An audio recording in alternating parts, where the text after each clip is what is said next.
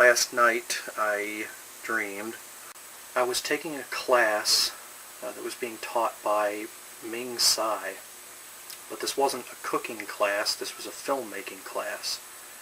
And when I arrived, I decided which desk that I wanted to be seated at. I placed my notebook on the desk. I noticed some other students filing in behind me, and our instructor, Ming Tsai, approached me. He said, "Could you come with me for a moment to the front of the classroom? I just want to have a quick word with you." I said, "Yeah, sure." He turned around and he walked toward his desk, and I followed him.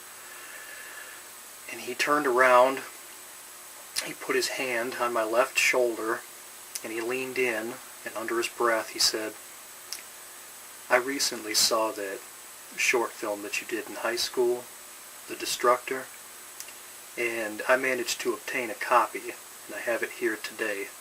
With your permission, I'd like to show it to the class." I said, "Well, yeah, that's, of course. How did you find out about The Destructor?" He waved that question off. He said, "All in good time, my friend. For right now, I just want to thank you for allowing me to show this to the class. Please take your seat and enjoy." I said, "Well, okay, yeah, great, sounds wonderful. Okay." I turned around, sat down behind my desk, and once all of the other students were seated, Ming said, "Okay, students, today we're going to be watching a short film, a film that was actually produced by a student in this class. It's called The Destructor, and it's an excellent example of racist filmmaking. The film is very, very racist." Then he pointed toward a student who was seated near the light switch in the room. The student's name was Tim. He said, "Tim, could you please get the lights?"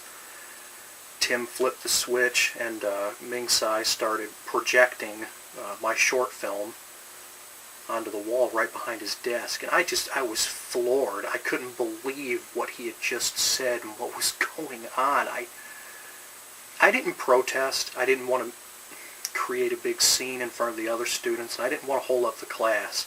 But I was giving him a look. I was giving him a look that, without saying anything, said, "Oh, okay, good one. I can't wait to hear your justification for this, because my short film is not racist at all, and even if it had been construed that way, that was not my intention." I was just, I was sitting at my desk, and I was just seething. And Ming wasn't giving any commentary as the short film was playing. He just wanted the class to watch the entire thing first, and I guess his idea was that we would have a discussion about it afterward. I'm sitting at this desk, and I'm not even watching my movie. I've seen it enough times anyways, and I look to my right out the window, and I see that furry gremlin from that old Twilight Zone episode entitled Nightmare at 20,000 Feet, the one with William Shatner, where he sees the gremlin on the wing of the plane that he's flying in. I see that furry little gremlin with his face pressed up to one of the windows, just staring at me. And I put my hand, I don't want to see it. I mean, it's half cute, but it's also half terrifying.